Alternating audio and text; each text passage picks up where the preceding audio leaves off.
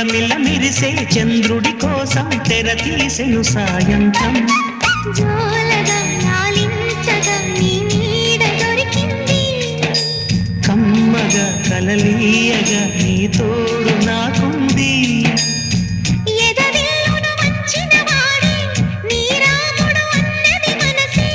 గుడి తలుపులు తీయక ముందే వరమిచ్చెను దేవత ఎదురై నీవే కాచిని నిజమేనా జాబిలి